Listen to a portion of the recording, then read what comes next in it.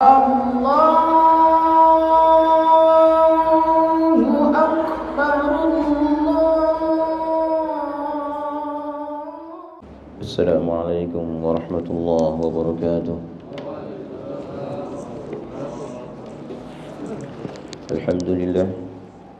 Alhamdulillahilladzi la mani'a lima a'ta wa la mu'tiya lima mana' wa la rafi'a liman wada' wa la wadi'a liman rafa' wa la mufarriqa lima jama' wa la jami'a lima farraq. Wa ashhadu an la ilaha illallah wahdahu la syarika lah, ilahun azimun zalla lahu kullu syai'in wa khata'. Wa ashhadu anna sayyidana wa nabiyyana Muhammadan abduhu wa rasuluhu afdalul anbiya'i wa akmalul muttaba'.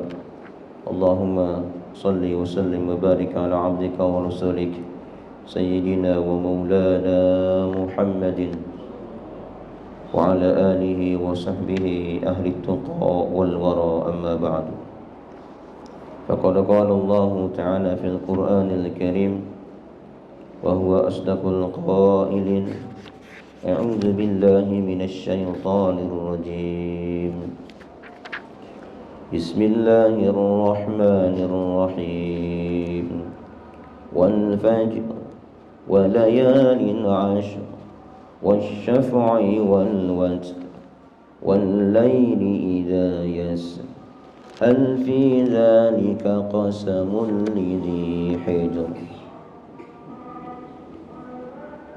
Sadaqallahul azim wa sadaqa wa ballagha rasuluhun nabiyyul habibul karim wa nahnu ala dzalika minasy syahidin wasyakirin walhamdulillahi rabbil alamin.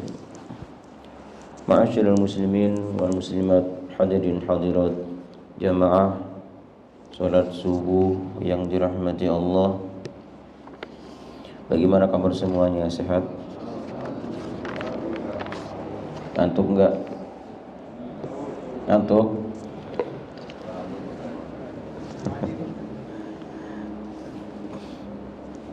Alhamdulillah, barusan kita telah melaksanakan salat berjamaah subuh ya. Sebelum kita mulai kajian tafsir, sedikit tentang keutamaan bagaimana dahsyatnya berjamaah. Di depan saya ada kitab I'anatul Talibin, syarah atau hasyiah dari Fathul Mu'in. Di dalam kitab ini dijelaskan bagaimana dahsyatnya keutamaan berjamaah. Apa arti berjamaah?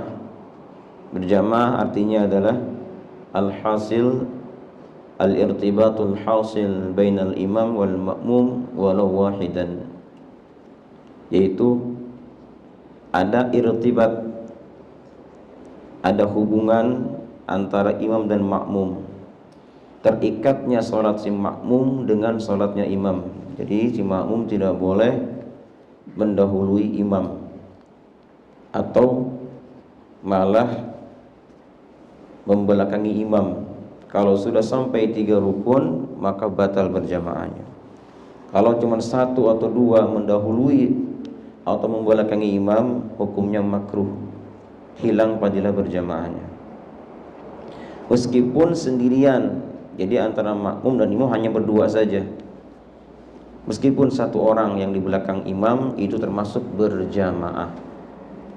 Namun ketika lebih banyak makmumnya, maka lebih utama lagi salat berjamaahnya.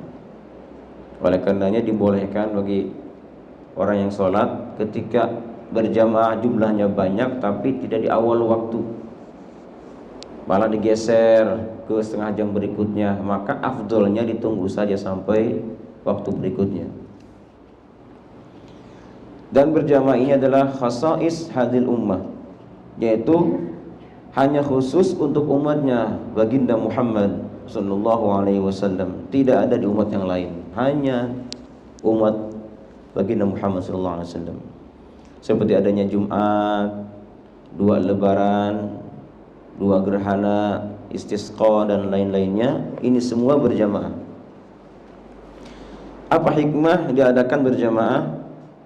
disyariatkan berjamaah untuk kita qiyamu nizami ulfah bainal musallin, agar terlihat keulfahan, kebersamaan antara orang-orang yang sholat.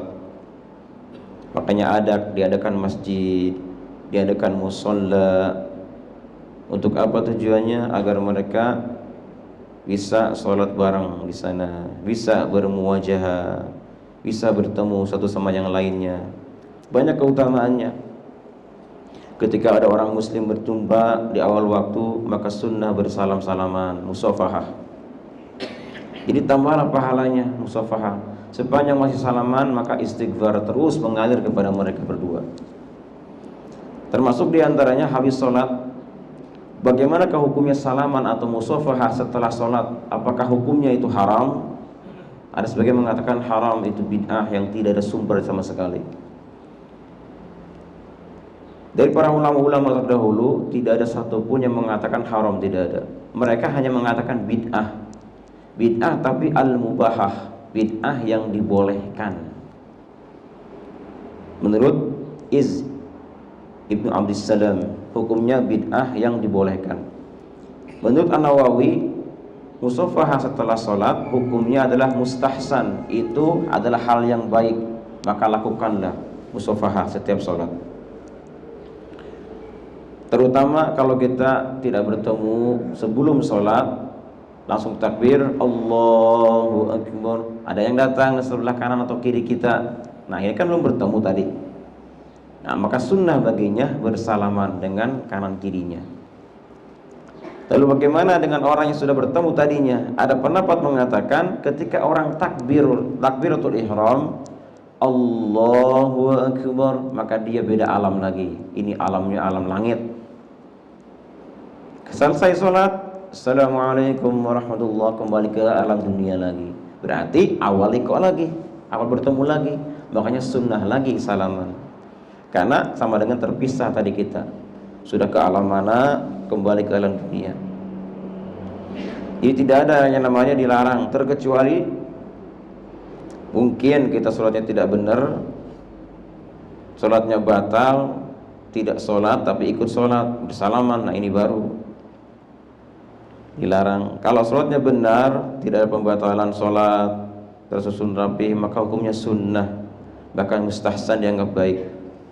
Hanya satu ulama yang mengatakan itu bid'ah mubahah, yaitu Iz bin Abdissalam. Nah berikutnya di sini yang menarik itu adalah tentang bagaimana Rasulullah SAW menyampaikan dahsyatnya berjamaah. Banyak hadisnya, diantaranya adalah hadis yang muttafaq alaih, yang sudah masyhur bahwa salat berjamaah itu adalah lebih mengungguli, tafdulu ala salatil fardhi, bisa mengungguli salat sendiri dengan 27 derajat. Ini masyhur hadis ini, sering kita dengar. Ada juga yang lainnya dari At-Tabrani, dari Anas, bahwa man masya ila salatin maktubah fil jamaah fahiya kahajjatin. Nih Pak, perhatikan ini Bapak Ibu. Barang siapa yang jalan kaki menuju salat fardu demi untuk berjamaah, maka jalannya, salatnya akan diberikan pahala seperti orang yang haji. Masya Allah. Makanya man masya bukan jalan, bukan naik kendaraan sebetulnya, jalan kaki ya. Berarti saya juga jalan kaki ke sana ke sini ya, jalan kaki, tapi takutnya ketinggalan nanti. Motor nggak ada, motor nggak ada mobil, itu bid'ah itu. Beda juga jalan kaki. Kenapa? Setiap satu kali langkah itu pahala buat kita. Oleh karenanya kalau kita menuju tempat kebaikan, diawali dengan jalan yang lebih jauh, muter terus keliling-keliling baru sampai ke tempat tujuan. Nah kalau pulang dari tempat itu, cari tempat yang lebih pendek, jalan yang lebih pendek lagi. Itu sunnah. Apa yang tujuannya? Tujuannya langkah kita dicatat oleh malaikat. Nah berikutnya adalah dari At-Tirmidzi, masih dari Anas ibnu Malik, bahwa man shalla 40 yawman fi jama'atin ibani, barang siapa salat berjamaah 40 hari yudriku takbiratul ula, dan dia masih mendapat fadilah takbiratul ula, bukan rakaat tapi takbiratul ula, takbir ihram maksudnya. Maka kutiba lahu bara'atani, maka Allah catat baginya dua bara'ah, dua bara'ah, apa namanya bara'ah itu kalau bahasa kita? Terlepas. Dia akan dilepaskan dari sifat dari api neraka dan dilepaskan dari sifat munafik. Alhamdulillah. Orang yang sudah istiqomah 40 hari tidak pernah tertinggal berjamaah dan terambil fadilah takbiratul ula, takbir ihram. Jadi kalau imam takbir Allahu Akbar, sepanjang belum baca Fatihah masih bisa terkejar fadilah takbiratul ihram. Kalau imam sudah baca Bismillahirrahmanirrahim, hilang sudah.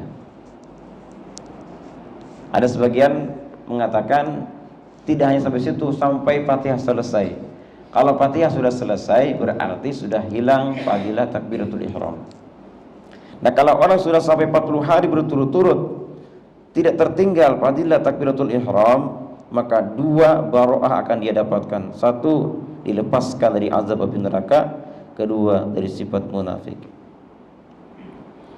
Nah, berikutnya dalam kitab Minah Hasaniyah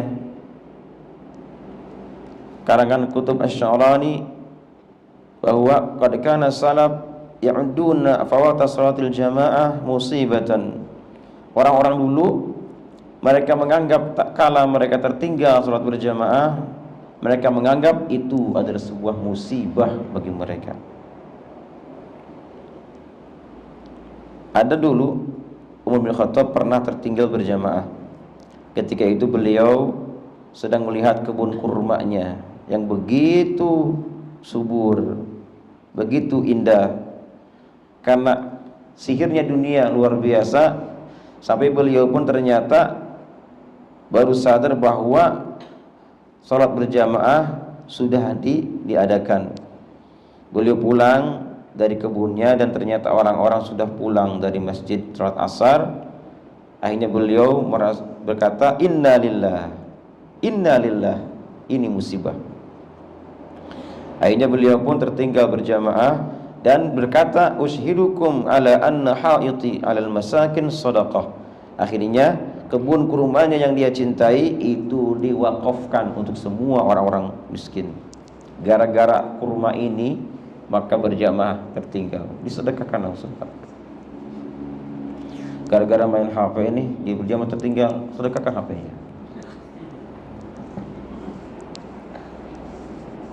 Itu yang betul. Apa yang mengganggu, yang menghalangi kita berjamaah, maka itu tinggalkan gitu. Rugi soalnya itu, Masya Allah, rugi. Orang aja kurma segitu luasnya, segitu berharganya disedekahkan gara-gara menghalangi berjamaah. Kenapa kita nggak berani HP dibuang? HP tinggalkan sudah, apalagi nih yang mengganggu. Nah, berikutnya adalah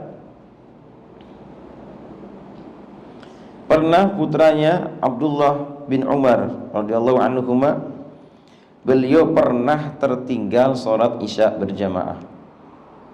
Akhirnya beliau sholat di malam itu dari mulai jam 7:30 mungkin ya. Kalau jam 7 isyanya mungkin jam 7:30 sudah selesai. Maka beliau sholat dari mulai 7:30 sampai subuh.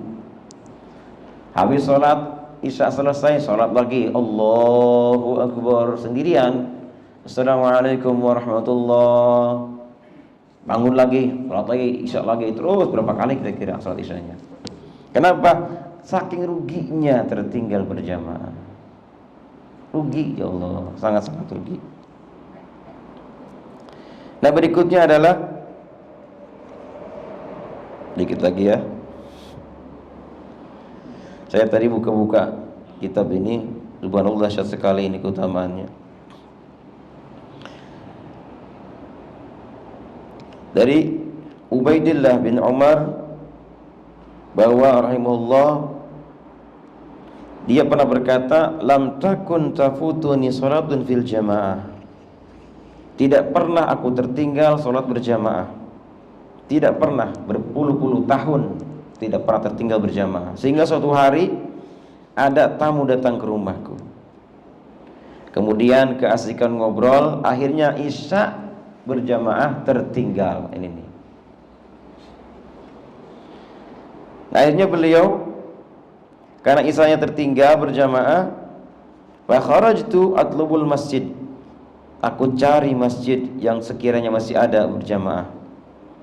Tetapi ternyata semua al-masajid kulluha qad shalla ahluha. Semua masjid sudah diadakan berjamaah Isya. Akhirnya beliau pulang ke rumahnya dalam keadaan hazin, sedih luar biasa. Jadi orang-orang dulu itu kalau tertinggal berjamaah tidak hanya masjid satu dicari, semua masjid dicari, mungkin di Perum ada, cari, tidak ada juga. Ya Allah, pulang ke rumah dalam keadaan sedih. Akhirnya beliau pun berkata dalam hatinya, hadis Nabi mengatakan sholat berjamaah itu bisa mengalahkan sholat sendiri dengan 27 derajat. Akhirnya beliau pun sholat Isya di malam itu sebanyak 27 kali untuk mendapatkan keutamaan berjamaah. Selesai dari sholat sendiri sebanyak 27 kali, beliau tidur. Dan dalam tidurnya beliau bermimpi bahwa beliau sedang menaiki satu kendaraan atau satu kuda bersama dengan orang-orang banyak di depannya. Tapi anehnya, segitu hebatnya kudanya, dipukul supaya mengejar mereka, tapi tetap saja tidak bisa mengejar kudanya. Nah, di antara mereka ada yang menoleh ke belakang dan berkata bahwa engkau meskipun dipukul kudamu agar mengejar kami, tetap saja tidak akan bisa mengejar. Kenapa? Dikarenakan kami sholat Isya berjamaah sementara Anda sholatnya sendirian. Kan? Meskipun kita tidak khusyuk berjamaah, kemana-mana pikiran, tapi kalau berjamaah kan ada nanti kita yang khusyuk, orang lain tidak khusyuk, kita khusyuk, atau kita tidak khusyuk, yang lainnya khusyuk, saling membantu.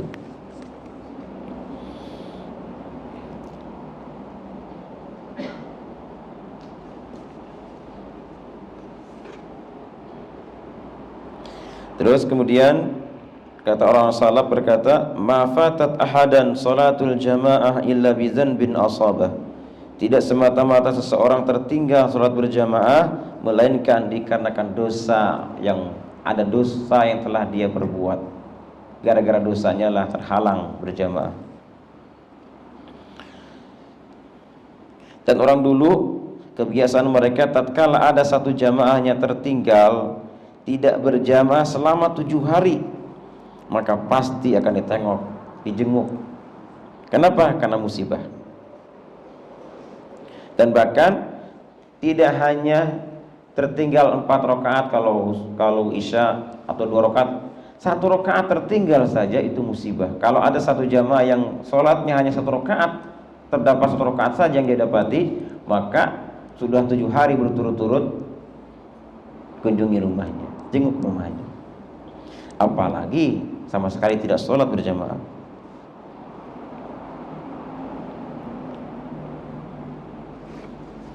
Dan terutama di sholat subuh ini Bapak, yang akan kita bahas Al-Fajr ini, sholat Al-Fajr, bahwa tidak ada sholat yang paling berat bagi orang munafik selain daripada sholat Isya dan subuh. 2 waktu ini yang paling berat bagi orang munafik. Rasulullah SAW sangat menginginkan ketika ada yang azan, kemudian didirikan iqamah, kemudian satu orang maju ke depan jadi imam. Sangat senang Nabi itu dengan begitu. Dan bahkan beliau perintahkan, andai pun ada satu orang yang tidak berjamaah, maka aku perintahkan untuk dibakar rumahnya, bakar saja rumahnya. Nah, hadis ini pendapat Ahmad bin Hanbal bahwa sholat berjamaah hukumnya wajib ain, fardu ain, bukan wajib kifayah, fardu ain. Kalau mazhab Syafi'i mengatakan Salat berjamaah hukumnya tidak fardu ain, tapi fardu kifayah atau sunnah muakkadah. Jadi kalau sampai ada orang tidak berjamaah di satu kampung, satu masjid tidak berjamaah, maka perangilah orang-orang masjid itu. Karena hukum fardu kifayah harus dilakukan. Apalagi nanti yang menarik kalau kita sholat berjamaah subuh, kan sering hadis ini kita dengar, kemudian duduk zikir sampai matahari terbit, kemudian sholat 2 rakaat, maka baginya pahala haji umrah sempurna.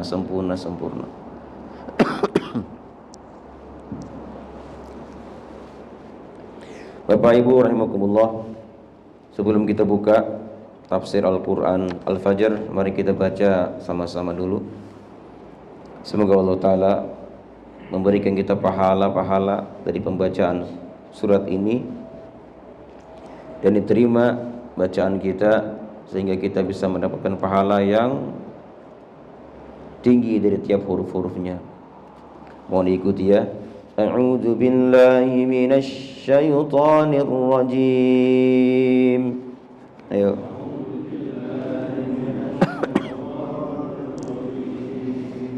Bismillahirrahmanirrahim.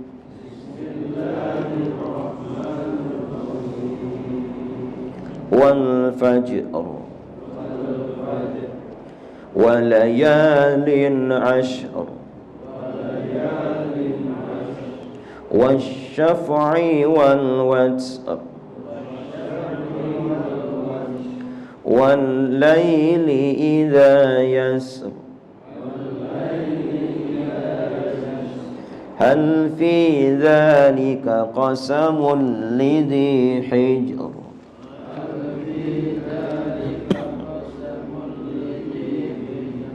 Sadaqallahul azim.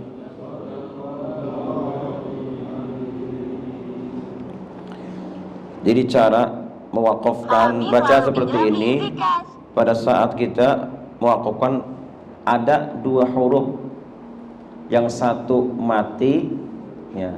Sebelum huruf akhir ada yang mati, maka dianjurkan cara wakafnya adalah seperti ini. Bukan wal fajr, tapi wal fajr. Pertama kolak-kolakan dulu wal fajr, baru Iro-nya itu diambil setengah huruf wal fajr Coba wal fajr. Nah begitu fajr. Karena saking dicepatkan bacaannya wal fajr, seakan-akan seperti itu. Tapi kalau dilambatkan wal fajr, bacaan ro ri ru itu satu huruf, ro ri ru, waqaf setengahnya Yang keduanya walayalin ashr. Yang ketiga wasyaf'i wal wat, ada hamznya wal wat ada lagi itu. Terus wal laili idza yasr itu cara waqaf yang akhirnya berharokat.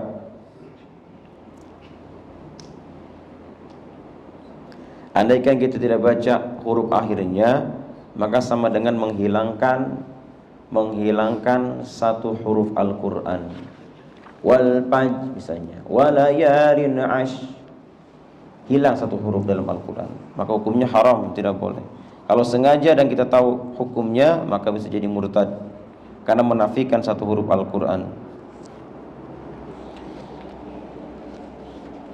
Surat ini adalah surat Makkiyah. Tentang keutamaannya pernah diriwayatkan di An-Nasa'i dari Abdul Wahhab bin Hakim, dari Yahya bin Sa'id, dari Sulaiman, dari Muharib bin Dithar, dan Abi Saleh dari Jabir. Jabir berkata, pernah satu masa Muadz bin Jabal jadi imam. Lalu datanglah seorang laki-laki dan ikut sholat berjamaah dengan Mu'adz bin Jabal. Karena panjang bacaan imam, maka laki-laki ini di tengah-tengah sholat dia malah memutuskan sholatnya, mufaraqah. Kemudian dia pulang, keluar dari masjid. Selesai sholat, Mu'adz bin Jabal mendengar dari jamaahnya bahwa ada orang sholat berjamaah tadi tapi malah mufaraqah dan keluar. Apa kata Mu'adz? Kata Mu'adz bin Jabal, munafik. Orang ini munafik katanya. Lalu kejadian ini pun sampai kepada Rasulullah sallallahu alaihi wasallam, dan apa kata beliau? Kata beliau, mana pemuda yang sholat tadi mufaraqah? Begitu ditemukan, ditanya, kenapa kamu sholat mufaraqah dengan imam? Kata pemuda ini, ji'tu usalli ma'ahu fatawwala alayya.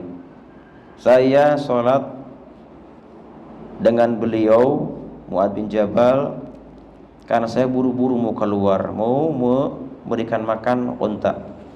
Karena panjang bacaan imam, maka saya pun mufaraqah dan sholat di sudut masjid sendirian.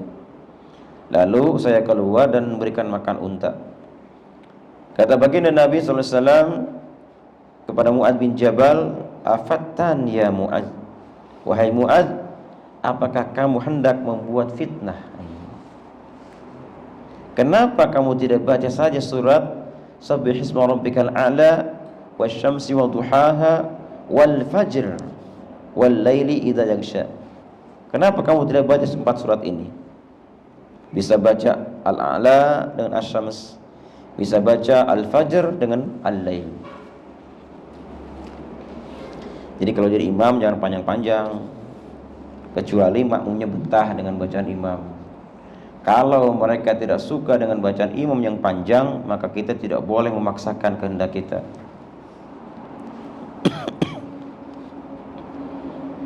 Tanya dulu makanya, jamaah bagaimana saya sholat subuh kali ini, sholatnya bacanya kahfi bagaimana, setuju? Hari Jumat nih misalnya, atau hari apa, setuju enggak? Setuju? Ayo. Yang kedua, nanti rukunya nanti akan dibacakan doa atau tasbih sebanyak 11 kali, bagaimana, ridho? Ridho. Karena batas maksimal baca tasbih sujud, ruku dan sujud subhana rabbil a'la dan azim itu 11 kali. Tidak boleh lebih dari itu.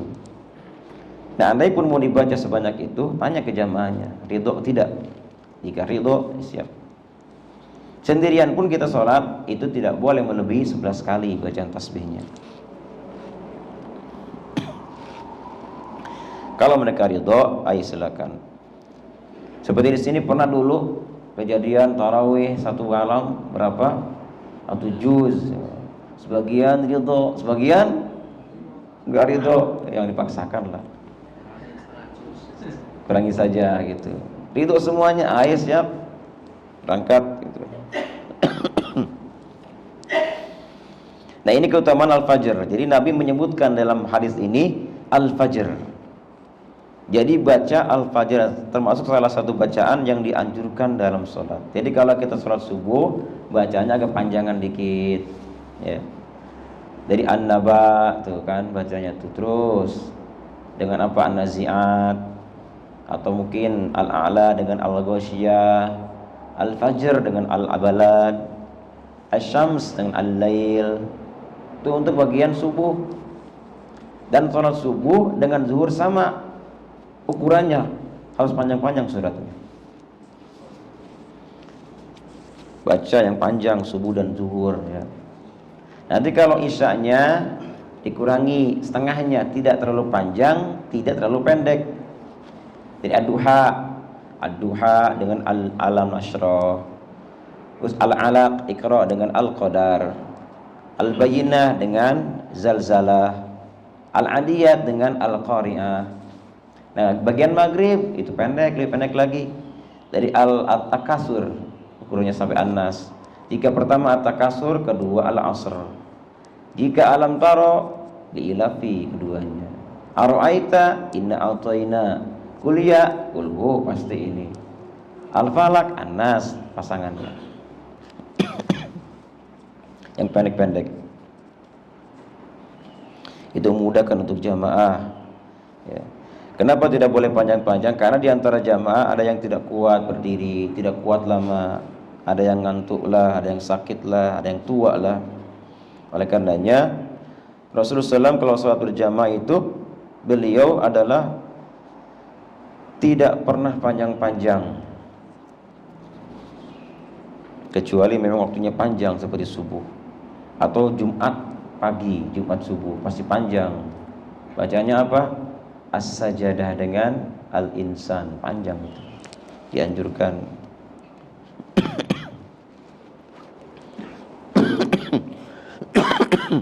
Baik.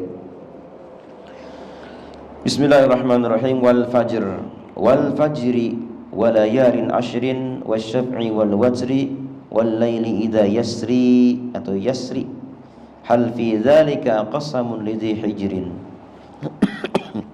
Wal fajri demi waktu fajar. Makna fajar maklum ya, sudah masyhur. Fajar ada dua, ada fajar shadiq, ada fajar kadzib. Ada fajar yang benar-benar fajar, ada fajar yang hanya sepintas saja, fajar kadzib namanya. Kalau kita lihat di atas, kita lihat ke langit, jika fajar terangnya itu memanjang, maka itu fajar kadzib, memanjang. Gini itu fajar kadzib. Tapi kalau membentang dari ufuk, menyebar kanan kiri, maka inilah fajar shadiq namanya. Dan kalau sudah ada fajar shadiq, maka masuk juga waktu subuh. Jadi mulai terang dunia ini itu dimulai dari fajar. Dulu ketika Nabi Adam alaihissalam turun ke bumi itu di malam hari. Di malam hari turun ke bumi dalam keadaan gelap gulita. Beliau menangis. Biasa enak nikmat di surga, diturunkan ke bumi dalam keadaan gelap. Menangis terus. Ketika ada fajar terlihat fajar. Pertama ada fajar, yang pertama kadzib. Senang beliau, alhamdulillah terang juga ternyata. Dikira terus gelap. Hilang lagi ternyata fajar ini. Akhirnya beliau pun sedih, ya hilang lagi. Datang yang kedua, fajar shadiq itu. Akhirnya beliau sholat 2 rakaat sebagai bentuk syukur kepada Allah Ta'ala. Maka jadilah sholat subuh untuk kita mengikuti syariat Nabi Adam 2 rakaat jumlahnya. Fajar ini diartikan di sini adalah berapa makna. Yang pertama, menurut Ibnu Abbas, kemudian Ali, Mujahid, Ikrimah, bahwa makna fajar di sini adalah waktu subuh, wal fajri. Yang lain mengatakan salat subuh, bukan subuhnya tapi salat subuh. Satu lagi mengatakan fajar di sini adalah fajar khusus di hari Lebaran Adha, bukan yang lainnya. Jadi wal fajri maknanya banyak. Bisa diartikan dengan fajar secara umum atau fajar khusus yang terjadi di Lebaran Adha. Kenapa Allah sumpah dengan fajar? Karena waktu fajar waktu yang diberkahi. Jangan sampai kita bangun tidur sementara subuh atau fajar sudah mendahului kita. Upayakan kita bangun sebelum adzan berkumandang. Ada beberapa waktu yang apabila kita istiqomahkan tidak pernah tertinggal, maka Allah kasih buat kita tambahan waktu. Kita punya waktu lebih dari Allah Ta'ala. Kalau orang lain mungkin 24 jam segitu, atau kita lebihin jadi 30 jam bisa jadi. Ada 4 jam buat kita. Kalau kita rutinkan 4 waktu, Yang pertama, jangan tinggalkan zikir kubail sebelum subuh. Artinya sebelum subuh berkumandang kita sudah siap sholat, sudah zikir. Di tengah-tengah zikir datang azan, Allahu Akbar, Allahu Akbar. Nah, berarti kita masuk satu waktu nih. Yang kedua, kubailal asri, sebelum asar. Kubailal maghrib, sebelum maghrib, menjelang maghrib sedikit lagi. Jangan sampai azan berkumandang maghrib kita dalam keadaan ghaflah, lupa, lalai kepada Allah Ta'ala. Upayakan sebelum maghrib kita zikir, baca apa, baca surat apa, Al-Quran, doa. Di tengah-tengah kita baca zikir, azan berkumandang, Allahu Akbar, Allahu Akbar. Nah, ini keuntungan buat kita. Dua. Yang ketiga adalah kubailal isya, menjelang isya. Sama, sebelum isya azan kita sudah duduk atau jalan, yang penting zikir isinya, berzikir kepada Allah Ta'ala. Jangan sampai isya berkumandang sementara kita dalam keadaan ghaflah, lalai kepada Allah Ta'ala. Rutinkan ini. Apa satu lagi? Satu lagi apa?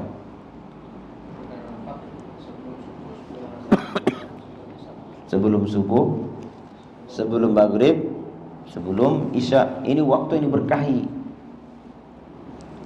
Satu lagi apa? Setelah subuh. Setelah subuh kita upayakan jangan sampai kita ghaflah kepada Allah Ta'ala. Ini waktu yang diberkahi, dari mulai subuh sampai matahari terbit, kemudian tunggu beberapa menit baru sholat. Maka kita masuk orang-orang yang az-zakirin, az-zakirat. Kalau kita rutinkan 4 waktu ini, maka insya Allah Allah berikan kepada kita waktu ekstra tambahan buat kita.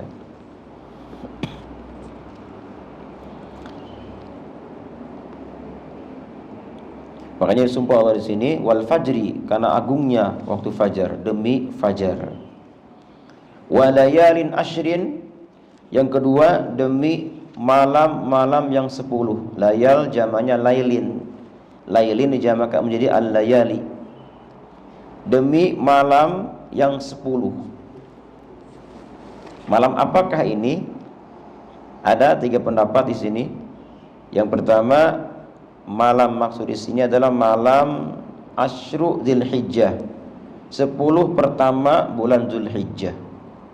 Yang kedua, malam pertama bulan Muharram. Yang ketiga, malam terakhir bulan Ramadan. 3 pendapat. Dzulhijjah, Muharram, dan Ramadan. Tapi yang paling mendekati kebenaran adalah yang pertama, yaitu 10 malam pertama bulan Dzulhijjah. Rasul pernah mengatakan dalam hadis sahihnya Al-Bukhari dari Ibnu Abbas, "Ma min ayyamin al-amalus salih ahabbu ilallah fihinna min hadhil ayyam."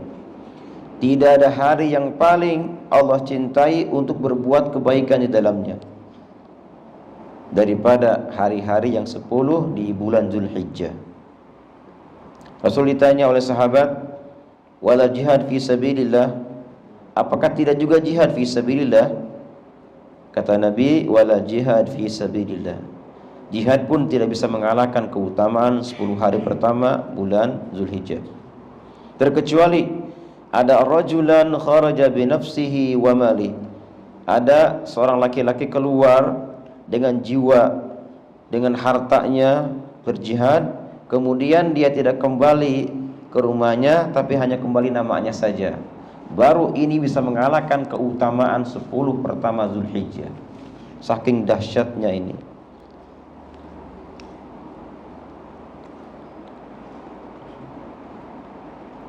Nah, kalau diartikan ini 10 malam pertama Dzulhijjah, nah berarti al-fajr di sini maknanya adalah fajar subuh Lebaran Adha gitu. Karena ada kaitan wal fajri walayalin ashrin, demi fajar, demi waktu fajar di hari Lebaran Adha. dan demi 10 malamnya. Itu kalau kita artikan ini paling utama, paling afdol tafsir ini. Yang kedua adalah ketiga wasyaf'i wal watri. Wasyaf'i demi yang syaf'i yang genap, wal watri dan yang ganjil. Demi yang genapnya dan yang ganjilnya. Ini pun sama, mananya banyak tafsirnya. Ada yang mengartikan wasyaf'i dan demi hari Arafah. Arafah kan wal syaf'i dan demi hari ke-10 yaitu hari lebaran. Wal watri dan demi yang ganjil yaitu hari Arafah tanggal 9. Ini yang pertama artinya karena ada kaitan dengan sebelumnya fajar, layalin dan syaf'i wal watri.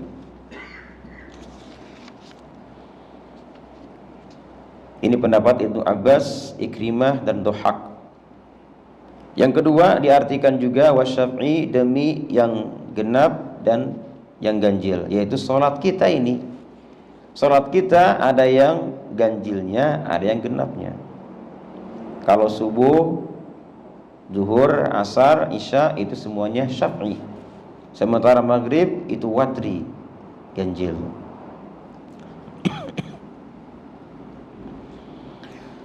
Mana berikutnya adalah makna syaf'i adalah al-khalqu kulluhum syafa'. Semua makhluk Allah Ta'ala itu syafa', berpasang-pasang, genap. Ada daratan, ada lautan. Ada langit, ada bumi. Ada jin, ada manusia. Ada bulan, ada matahari. Berpasang-pasang, ada laki, ada perempuan. Berpasang-pasang berarti sang khaliknya itu tidak berpasang. Semua makhluk itu azwaj, berpasang-pasang, tapi sang khalik tidak berpasang, satu. Dialah Esa Ahad, qul huwallahu ahadun.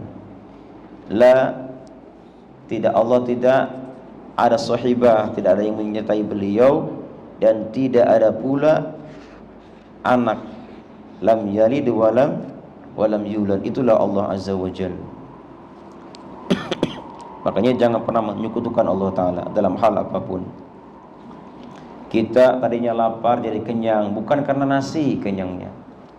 Kita tadinya haus, pas minum segar, bukan dengan air kita segar.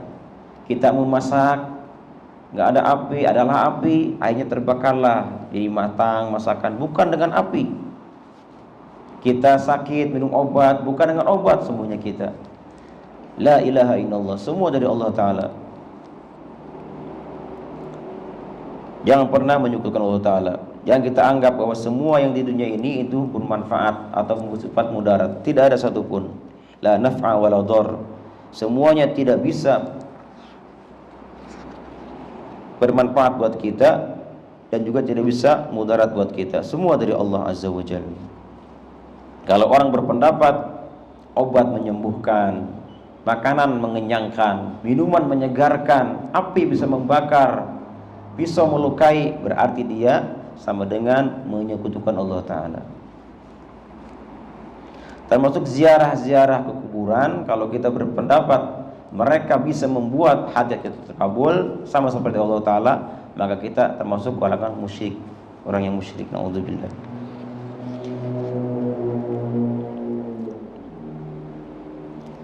Allah mengatakan dalam Al-Quran, wa min kulli syai'in khalaqna zawjayn la'allakum tadhakkarun. Dari setiap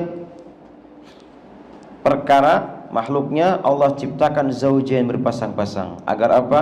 Agar kalian bisa mengingat bahwasanya sang khaliknya itu wahid, Maha Esa. Ini mana syaf'i dan watri. Nah berikutnya adalah yang keempat, wal laili idza yasr, demi malam apabila telah berlalu. Ya.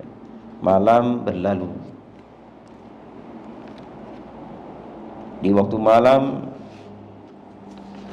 banyak waktu-waktu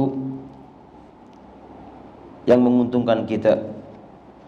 Di antaranya adalah apabila mendekati atau sepertiga malam, maka disitulah rahmat Allah Ta'ala turun. Banyak-banyak berdoa, banyak beribadah kepada Allah Ta'ala di malam itu.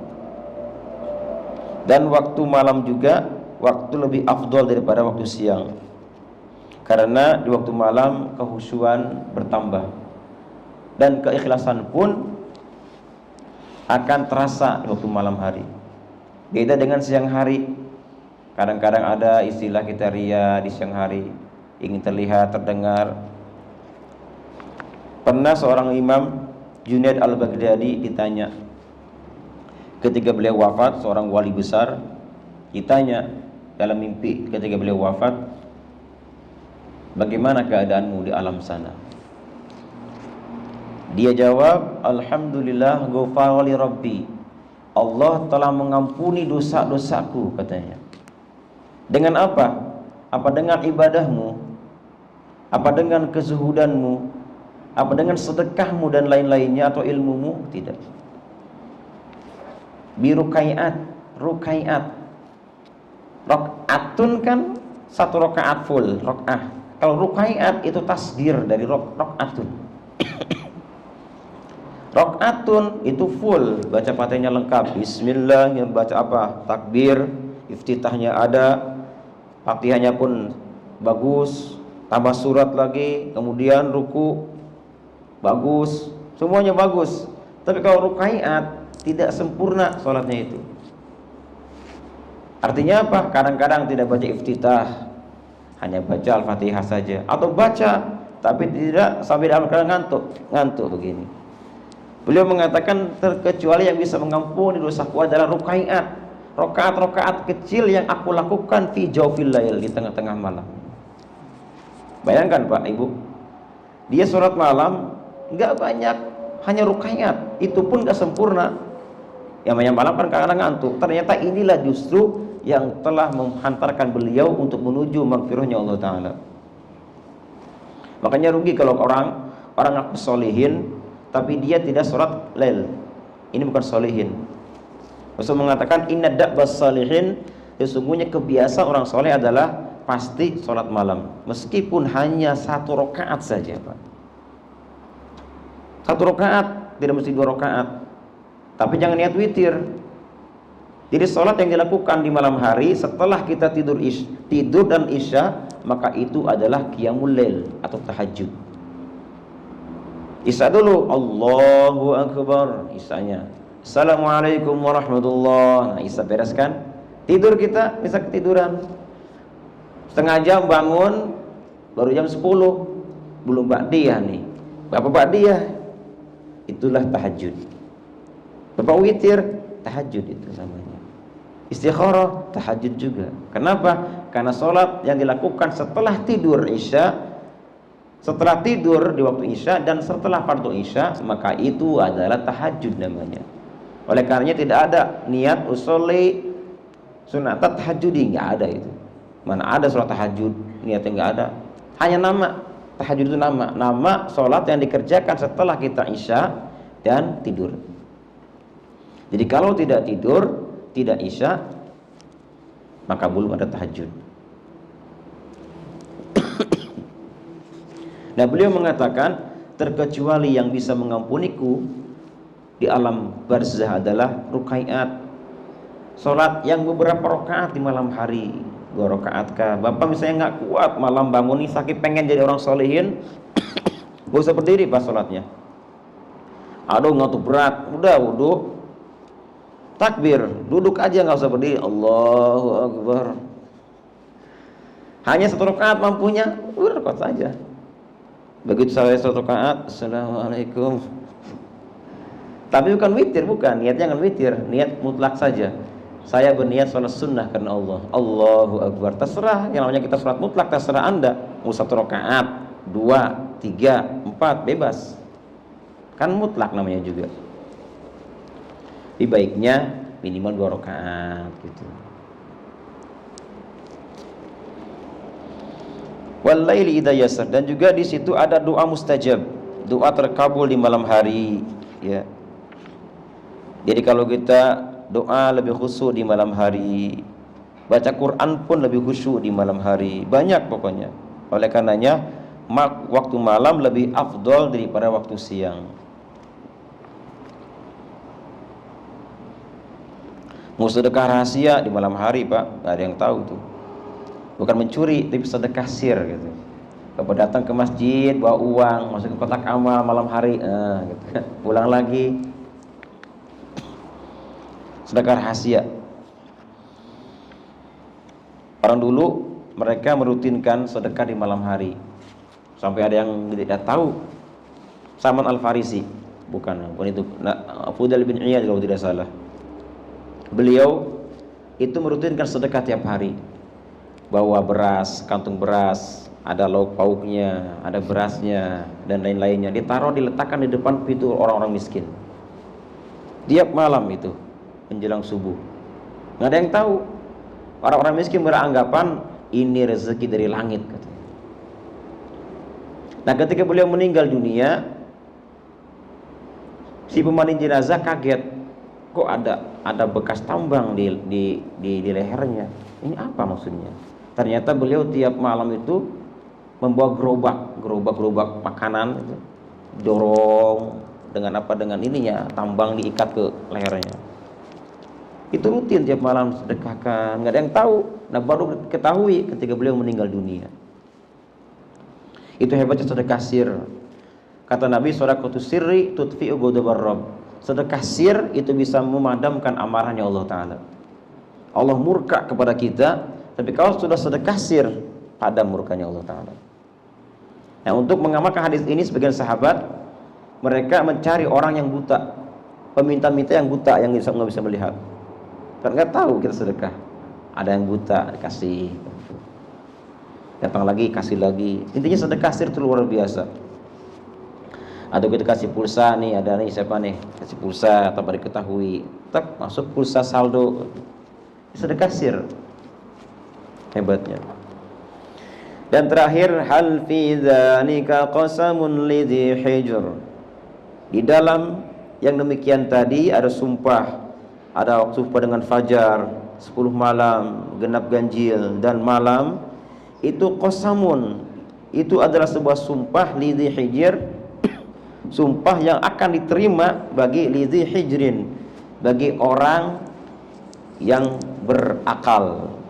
Makna hijir sebelumnya bukan berakal, tapi pencegah. Hijir itu pencegah. Nah, kenapa orang berakal disebutkan dalam ayat ini hijrun, pencegah atau penghalang? Karena yang namanya orang berakal itu akan ada hijir, penghalang baginya untuk melakukan hal-hal yang tidak layak. Ketika dia berucap, jika tidak layak maka tidak diucapkan. Ada perbuatan yang tidak layak maka dia tinggalkan. Itu tujuannya. Mananya ketika dengan hijir. Alam taro, wallahu alam. Ada waktu, silakan. Ada pertanyaan?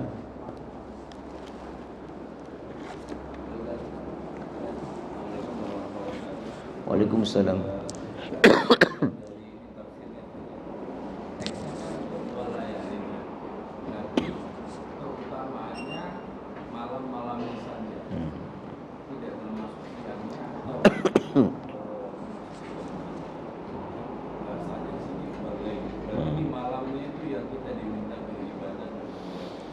Iya.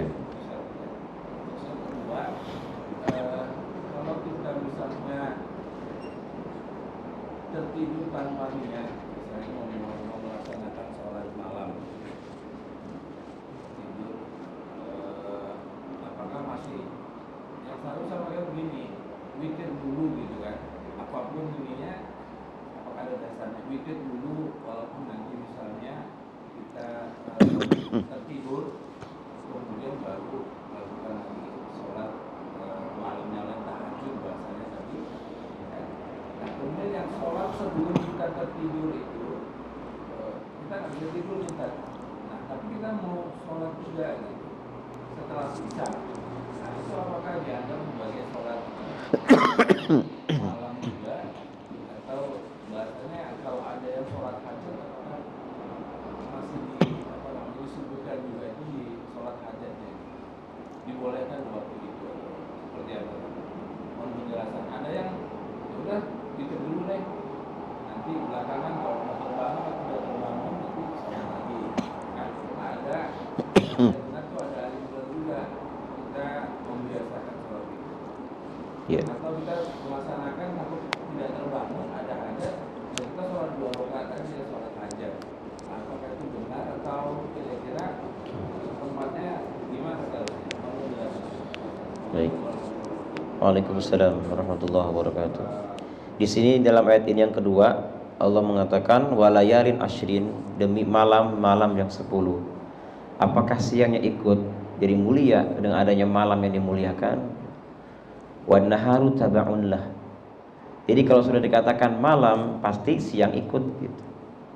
Satu paket. Meskipun ayat ini menyebutkan demi malam yang 10, maka siangnya taba'un lahu, ikut ke malam. Jadi keutamaan malam itu tetap bisa dimiliki oleh siangnya. Tatkala Allah mengatakan 10 malam di awal Dzulhijjah, 10 malam di awal Muharram, atau 10 malam terakhir Ramadan, maka siangnya itu ikut jadi mulia. Kenapa? Karena malamnya mulia. Seperti ada malam Jumat, ada hari Jumat.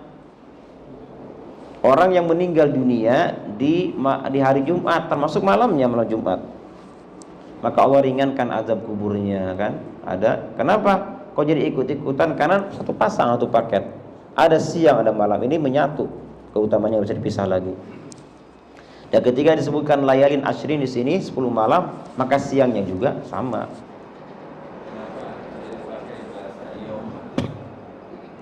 Karena malam itu lebih mulia daripada siang. Malam lebih mulia daripada siang, makanya diberikan lail. Coba perhatikan Bapak, kan Allah ciptakan malam duluan apa siang duluan? Pertama Allah ciptakan siang dulu baru malam, atau malam dulu baru siang? Sama seperti pertanyaan ayam dan telur. Telur dulu apa ayam dulu? Kalau kita katakan ayam dari apa? Dari telur. Telur dari apa? Ini nggak akan ada ujungnya kayak begini kan? Nah, para ulama-ulama ketika ada hal seperti ini dipermudah dengan cara coba ucapkan kalimat apakah siang malam apa malam siang? Malam siang. Malam siang aku nggak tidur, apa siang malam aku nggak tidur? Siang malam kan? Siang malam berarti siang dari malam. Malamlah duluan. Sama seperti tadi ayam dan telur. Ayam telur apa telur ayam? Ayam telur apa telur ayam? Telur ayam berarti telur dari ayam. Ayam duluan. Nah, disinilah makanya karena malam duluan diciptakan. Kenapa? Karena dia mempunyai keutamaan-keutamaan. Makanya disebutkan yang utamanya disebutkan di situ. Ya. Jadi yang mulia aja disebutkan, bukan yang di bawahnya. Makanya Allah mengatakan walayalin ashrin, demi malam-malam. Karena banyak keutamaan di malam harinya itu. Yang kedua, pertanyaan tentang masalah witir. Bagaimana kalau orang sholat witir? Ada orang sholat witir, ada orang tidak witir dulu, nanti diakhirkan. Afdal manakah? Apakah witir dulu atau sholatnya diakhirkan? Ini tergantung orangnya. Kalau sekiranya khawatir tidak terkejar sholat witir di malam hari, maka ikutilah jalan Abu Bakar Siddiq. Beliau tidak pernah witir malam, pasti berisya witir. Kenapa? Takut kesiangan. Alasannya, padahal nggak mungkin kesiangan Abu Bakar Siddiq itu. Tahajud tiap malam, tapi takut witir duluan. Kalau Umar bin Khattab, beliau itu biasanya witirnya diakhirkan nanti. Rugi Allah maha ganjil dan senang dengan yang ganjil-ganjil. Makanya teraja malam. Ya terserah kita. Tapi kalau kita mau diakhirkan witirnya, niat sebelum tidur. Ya Allah, niat saya tidur agar bisa bangun malam untuk melakukan sholat hajat, sholat ini. Nah ini niatnya nih, kita witir juga. Tidurlah kita. Begitu tidur ternyata bablas kesiangan, maka Allah catat niat kita sebelum tidur. Jadi ini kembali kepada diri kita, apakah bisa kita bangun malam atau tidaknya. Boleh dua-duanya juga nggak apa-apa.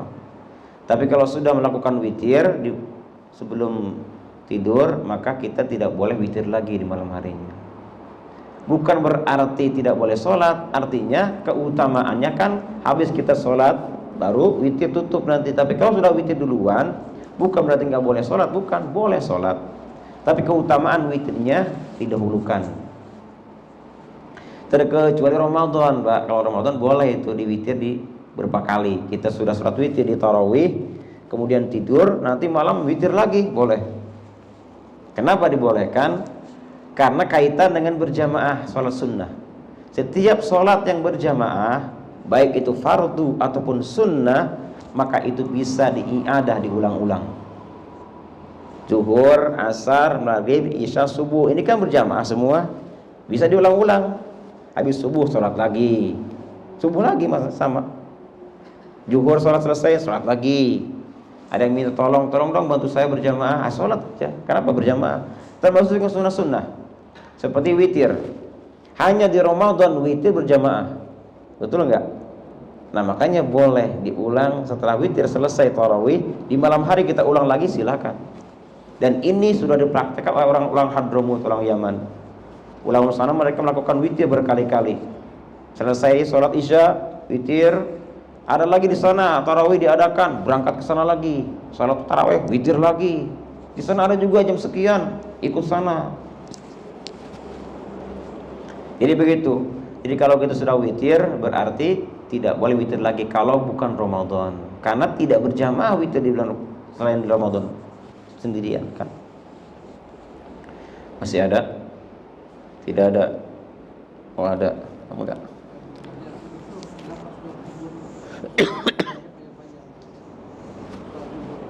Sholat apa? Oh zuhur. Sholat zuhur kenapa panjang sama dengan subuh? Karena waktu zuhur dan subuh adalah waktu nasyat, waktu yang kita semangat-semangatnya. Orang dulu itu begitu, zaman Nabi.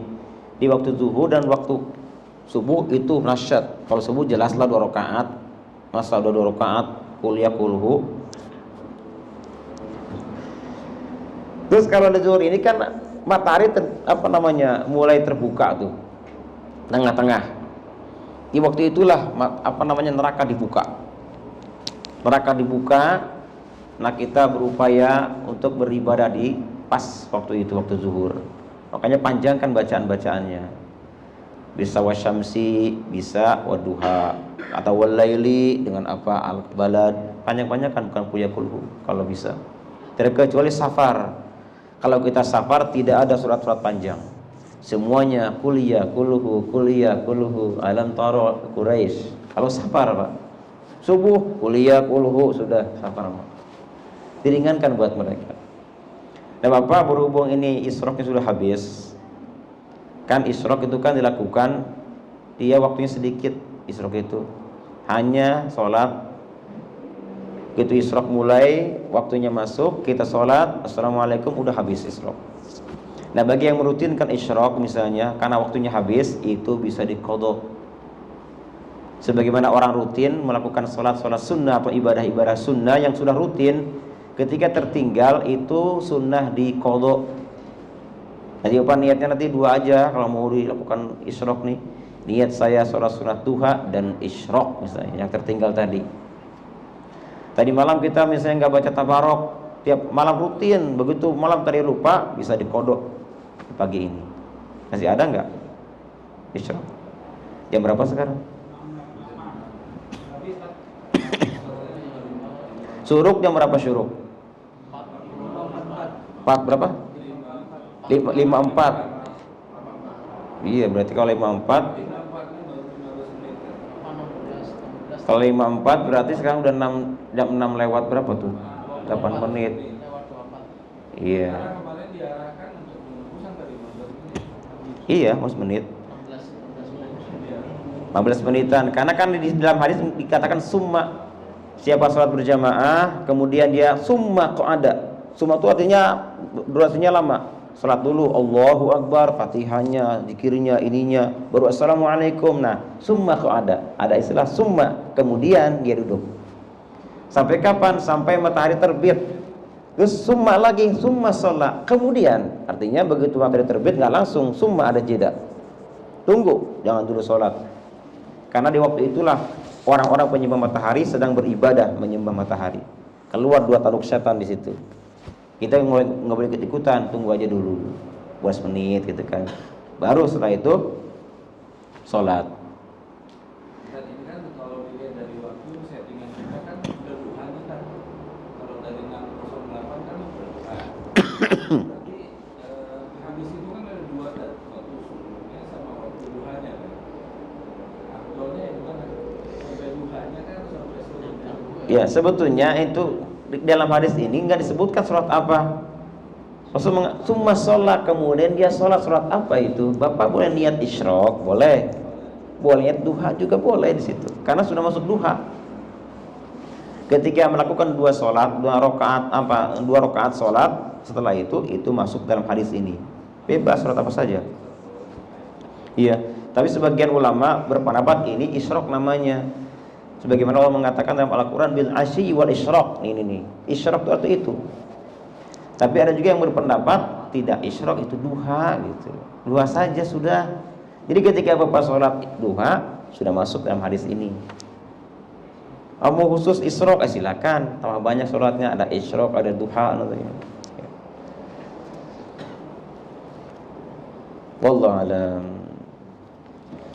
Ayo baca wal asri. Bismillahirrahmanirrahim. Wal asri innal insana lafi khusr illa alladzina amanu wa 'amilus salihati wa tawasaw bil haqqi wa tawasaw bis sabr. Shadaqallahul azim. Subhanakallahumma wa bihamdika asyhadu an la ilaha illa anta astaghfiruka wa atubu ilaik. Assalamualaikum warahmatullahi wabarakatuh. Allah